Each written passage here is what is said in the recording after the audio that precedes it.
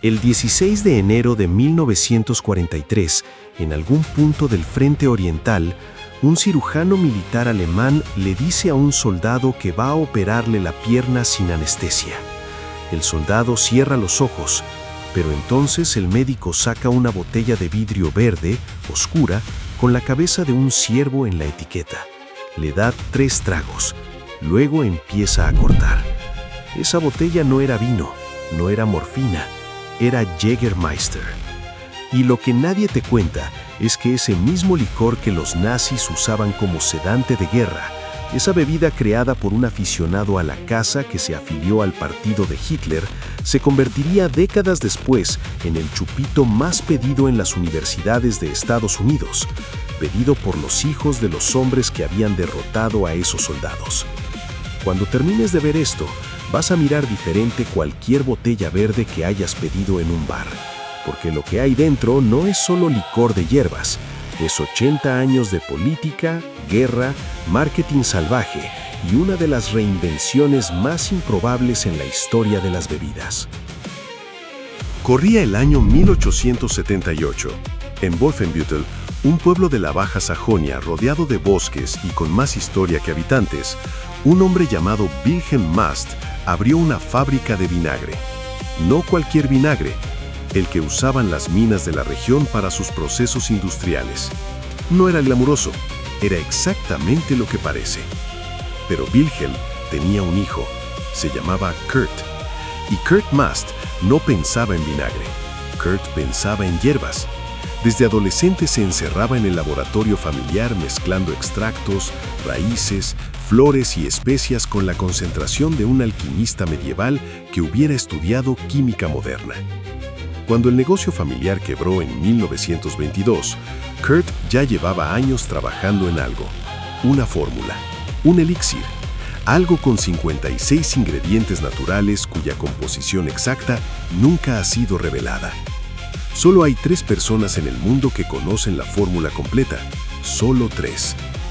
Kurt Mast diseñó su fórmula como lo que era, un remedio, una medicina que bebías con o sin enfermedad porque sabías que te sentaba bien. Los elixires herbales tenían una autoridad casi médica. La gente los tomaba como hoy toma un complejo vitamínico. Hoy esa fábrica en Wolfenbüttel procesa más de 2 millones de litros al mes, pero la receta es la misma. Y eso, hoy, es casi un acto de fanatismo. Kurt Mast no cambió una sola hierba hasta el día de su muerte. Lo que sí cambió fue todo lo demás. Estamos en 1933. Hitler acaba de llegar al poder. Alemania es otro mundo. Y Kurt Mast, que tiene 36 años y necesita vender su licor de hierbas, toma una decisión que define el siguiente capítulo de esta historia. El 1 de mayo de 1933 se afilia al Partido Nacional Socialista. Número de afiliado: 3.183.016. Hay que entender el contexto. La mayoría de los empresarios alemanes lo hicieron. No hacerlo era peligroso. Pero Kurt no solo se afilió. Kurt encontró su oportunidad. Porque en ese mismo año, un hombre llamado Hermann Göring, número 2 del Reich, aficionado confeso a la caza, creaba la Deutsche Jägerschaft, la Sociedad Nacional de Caza. Y Göring se otorgaba a sí mismo el título más alto de esa sociedad. Se llamaba a sí mismo Reichsjägermeister, maestro de cazadores del Reich. Kurt lo vio y lo entendió todo. Su licor era el brindis perfecto para empezar y terminar una cacería. Y si el hombre más poderoso de Alemania después del Führer se llamaba a sí mismo Jägermeister, ¿qué mejor nombre para su bebida? Pero un buen nombre no es suficiente. Necesitaba un símbolo. Y aquí es donde entra la leyenda que lleva 1000 años circulando por los bosques de Europa Central. En Cheersy contamos cómo la historia cambia lo que bebemos hoy. Si te interesa este tipo de historias, puedes quedarte con nosotros. Pero para entender la imagen que Kurt Mast eligió para su botella, hay que ir mucho más atrás, al siglo VII, a un cazador. Se llamaba Huberto Era violento, despiadado y pasaba el día masacrando todo lo que se moviera en el bosque. Su mujer había muerto al dar a luz y él había decidido que la única respuesta al dolor era matar. Durante siglos, los cazadores de Alemania, Austria, Bélgica y Francia han contado la misma historia antes de salir al alba, que un día, en lo más profundo del bosque, Huberto encontró un ciervo blanco. Lo apuntó y que entre los cuernos del animal vio brillar una cruz, y el animal lo miró fijamente durante un instante que se hizo eterno, y Huberto soltó el arco. Lo que hizo Huberto después de eso, repartir todo lo que tenía entre los pobres y convertirse en santo, es lo que lo convirtió en el patrón de los cazadores. Su fiesta, el 3 de noviembre. Y esa imagen, el ciervo con la cruz entre los cuernos, llevaba 14 siglos grabada en la memoria de cada hombre que había entrado en un bosque alemán antes de que Kurt Mast naciera. Kurt Mast encargó al diseñador Günther Clausen que convirtiera esa leyenda en un logo. El ciervo, la cruz radiante, letras góticas. Un poema de caza en la etiqueta escrito por Oskar von Riesenthal. Y una botella, verde, angular, resistente. ¿Cómo eligió la botella? Tirando distintos modelos contra el suelo de su casa hasta que uno no se rompió. El 1 de agosto de 1935, Jägermeister se lanzó al mercado alemán. Lo que nadie calculó es que ese licor de cazadores llegaría a los campos de batalla. Cuando estalló la Segunda Guerra Mundial, el Jägermeister ya era conocido en toda Alemania. Era barato, calentaba el cuerpo y el alcohol combinado con sus hierbas analgésicas lo hacía útil en condiciones extremas. Los intendentes militares empezaron a distribuirlo entre las tropas, no como recreo, como medicina. En las condiciones del Frente Oriental, con temperaturas de menos 40 grados y suministros médicos completamente insuficientes, el Jägermeister se usó como sedante, como desinfectante de heridas, y sí, en algunos casos documentados, como el único anestésico disponible antes de intervenciones de campo. 3 tragos, luego el bisturí. Aquí hay algo que casi nunca se cuenta. El Jägermeister que tomaban esos soldados era exactamente el mismo que puedes comprar hoy en cualquier bar del mundo. Cuando Alemania se rindió en 1945, Kurt Mast no estaba en la lista de criminales de guerra. Era un fabricante de licores, un hombre que había mezclado hierbas. La afiliación al partido quedó registrada en archivos que muy poca gente quería abrir en la Alemania de la posguerra. Esto es lo que casi ningún documental sobre Jägermeister cuenta: el hueco entre el final de la guerra y el momento en que se convierte en fenómeno global. 1945. Alemania está destruida. El país que conocía Kurt Mast ya no existe. Hay 2 Alemanias ahora. Wolfenbüttel cae en la zona occidental. La fábrica sobrevive intacta. Y Kurt Mast, 64 años, con afiliación al partido nazi en su expediente, toma una decisión: seguir produciendo. No con el mismo impulso triunfante de los años 30, con la cabeza baja, con la quietud de alguien que sabe que el nombre de su producto lleva la palabra del hombre que perdió. Jägermeister, el título de Göring, el mismo Göring que fue condenado a muerte en Nuremberg y se suicidó la noche antes de su ejecución. ¿Cómo sobrevive una marca a eso? Con algo que los historiadores del marketing llaman regresión a lo funcional. Cuando una marca ha estado asociada a algo terrible, su única salida es volver a lo básico, a ¿para qué sirve?, no a qué representa. El Jägermeister de la posguerra no se vendió como el licor del Reich, se vendió como digestivo, como remedio estomacal, como la botella que el abuelo tiene en el armario de la cocina. Y funcionó. Porque en la Alemania de los años 50, nadie quería simbolismos, nadie quería historia. La gente quería sobrevivir, reconstruir, olvidar. Y el Jägermeister, convertido en una botella anónima de digestivo de botica, encajaba perfectamente en ese silencio. Durante 20 años fue eso, un producto correcto, vendido en farmacias y en pequeños comercios, sin publicidad agresiva, sin ambición global. Kurt Mast tenía 70 años. Su momento de gloria había pasado con el Reich que nunca debió haber existido. Pero hay algo en esa fórmula de 56 hierbas que se niega a desaparecer. Es 1973. La Bundesliga es el torneo de fútbol más seguido de Alemania. Las camisetas son blancas, rojas, negras, limpias, sin logos. Así ha sido siempre. Entonces aparece el Eintracht Braunschweig. El Eintracht Braunschweig es un club de provincia. No es el Bayern, no es el Dortmund.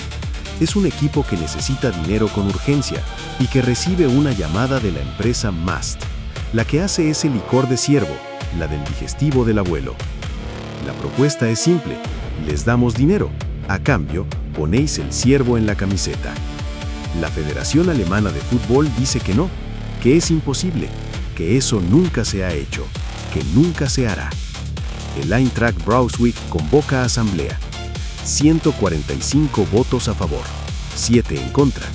Y el 24 de marzo de 1973, el equipo salta al campo con el ciervo de Jägermeister estampado en el pecho. Por primera vez en la historia del fútbol profesional mundial, una camiseta llevaba publicidad de un patrocinador. La federación tardó exactamente un año en cambiar el reglamento. Hoy eso parece normal, pero alguien tuvo que ser el primero. Y ese alguien fue un equipo alemán de segunda fila con un ciervo luminoso en el pecho y una cuenta bancaria que lo necesitaba.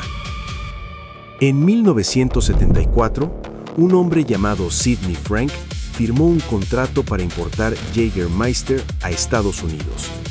Sidney Frank no era cazador, no era alemán, era un empresario judío de Connecticut, hijo de inmigrantes, que había construido su fortuna en el mundo de los licores y que tenía un talento especial para ver potencial donde nadie más lo veía. El problema era el siguiente: nadie en Estados Unidos sabía qué era Jägermeister. Y los pocos que lo probaban decían que sabía a jarabe para la tos, a medicina, a algo que tu abuela te daba cuando tenías bronquitis. Las primeras reseñas en prensa americana fueron devastadoras. Un periodista de Luisiana escribió en su columna que era la peor bebida que había probado en su vida. Sabe a enjuague bucal alemán. Sidney Frank tomó ese artículo, lo enmarcó y lo usó como herramienta de marketing. Su estrategia fue la más contraintuitiva que nadie había ejecutado en la industria de los licores. En lugar de intentar convencer a la gente de que Jägermeister era bueno, Frank abrazó exactamente lo contrario.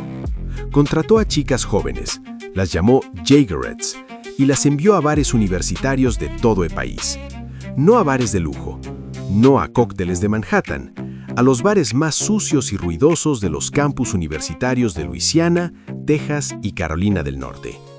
Las Jägerettes llegaban con una máquina dispensadora de chupitos refrigerada a 18 grados bajo cero y hacían una sola cosa: invitar a rondas gratis.